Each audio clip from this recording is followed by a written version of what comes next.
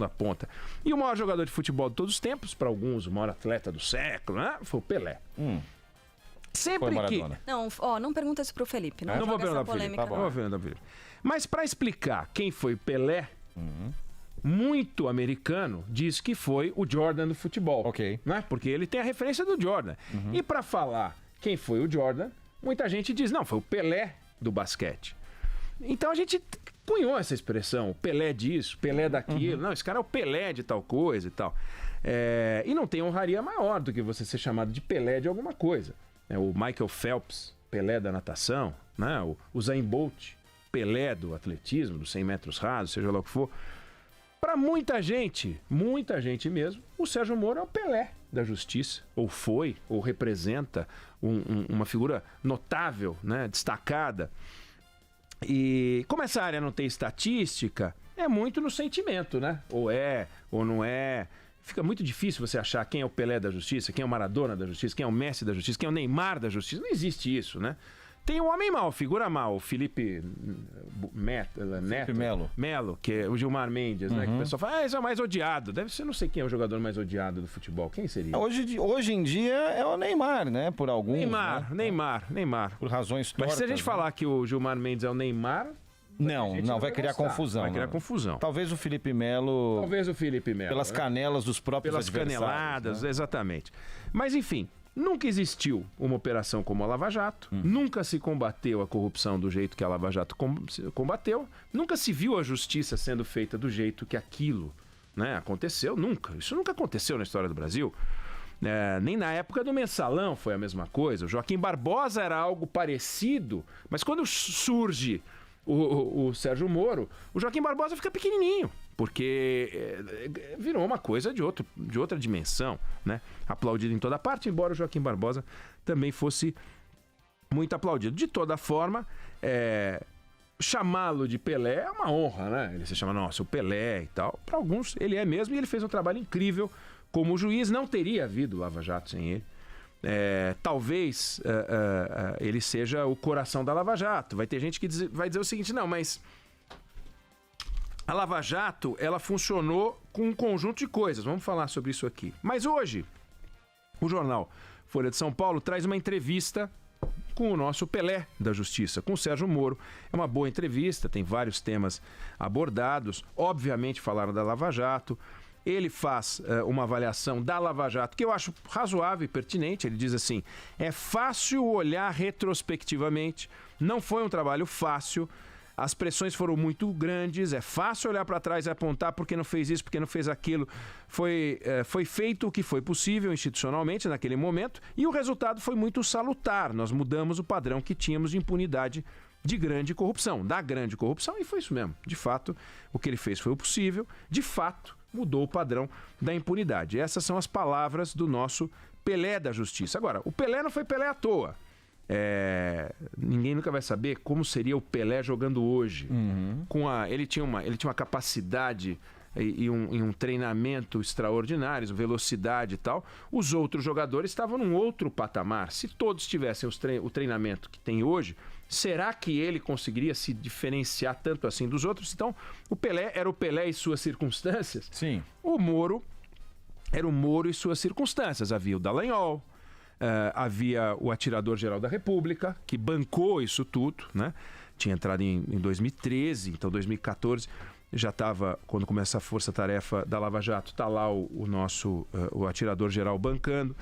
Tinha o Teori Zavascki, que era um ministro que dava força pro Sérgio Moro, bancava. Depois veio o Fachin, que também bancou muita coisa. Tinha um Congresso acovardado, medroso, morrendo de medo de um deputado ou um senador ser a próxima vítima. Todo mundo ali no olho do furacão.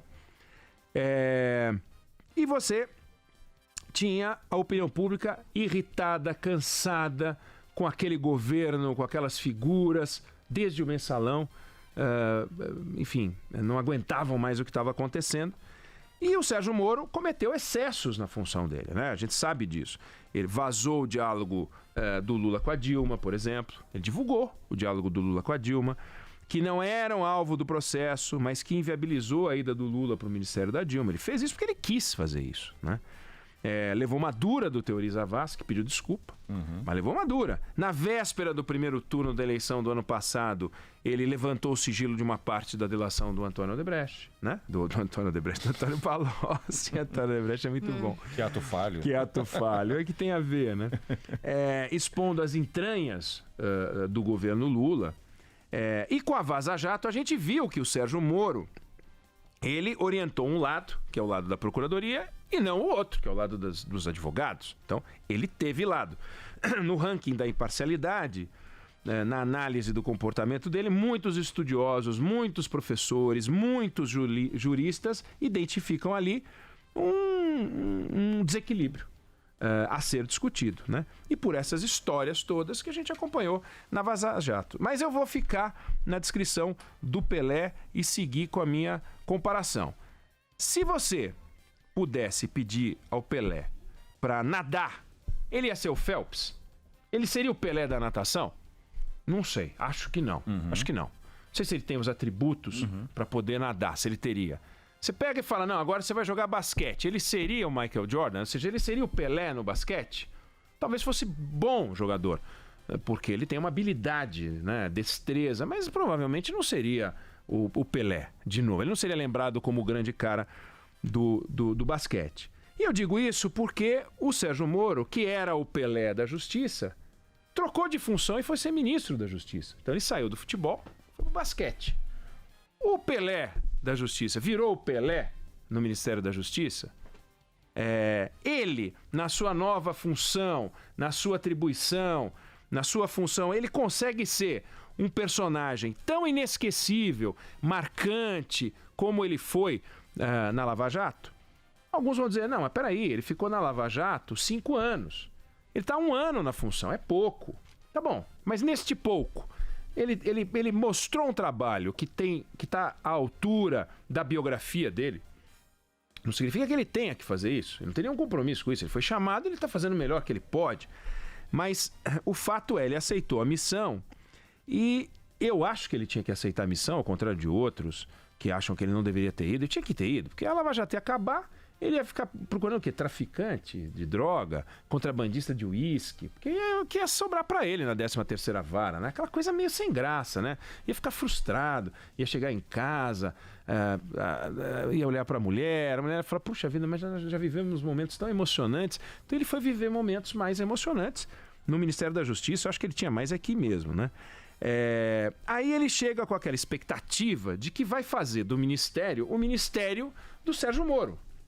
Então, o Sérgio Moro ficou mais parecido com o Ministério da Justiça do que o Ministério da Justiça com o Sérgio Moro. Ele está usando a roupa que os outros usaram e ele não empresta àquela roupa a elegância, a dimensão, o tamanho que ele já teve um dia. O que ele fez de concreto, o que ele fez de transformador até o momento? Ele continua a ser uma estrela em popularidade, o Datafolha deu aí a notícia, mostrando que ele tem mais popularidade do que o Bolsonaro, que para mim não quer dizer nada, porque o Bolsonaro paga o preço de tudo no governo dele, o que dá certo e o que dá errado, mas de tudo. A Greta, dá confusão com a Greta, ninguém atribui ao Moro, atribui a ele, né? Dá confusão com o Weintraub, ninguém vai atribuir ao Moro, atribui a ele. Aliás, tem que atribuir a ele mesmo, vai atribuir ao Moro. Então ele não pega o lado ruim dos outros ministérios, ele só pega o lado ruim do ministério dele. E mesmo quando acontece alguma coisa ruim no ministério dele, o Moro paga um pedaço e o Bolsonaro paga outro pedaço. Ou seja, o Bolsonaro paga o pedaço de tudo que é ruim e também do que tem de bom. Ele fica no crédito ali, né? Se acontece alguma coisa, ele só tem uma porcentagem da confusão. Aí na entrevista que ele dá à Folha, ele analisa o que ele entende que são as conquistas dele. Ele fala delas.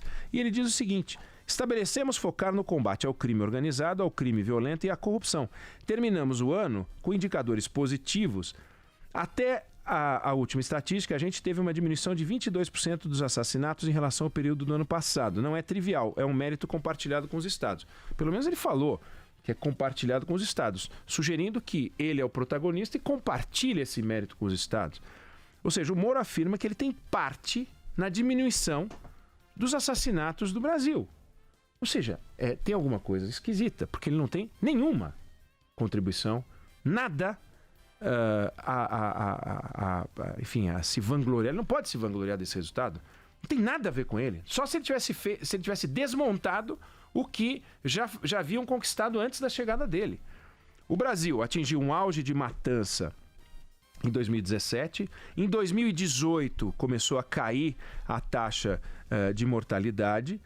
E o que aconteceu é que em vários estados você começou a ter ações da polícia, vários estados fizeram isso. Você tem ações da polícia em São Paulo, Minas Gerais, Pernambuco, Sergipe, Espírito Santo, a lista é grande, Ceará, estão fazendo coisas. E uma outra explicação que é indiscutível é a guerra entre as quadrilhas começou a diminuir porque o PCC começou a vencer e houve um processo de pacificação entre as quadrilhas, que produziu uma parte importante da matança.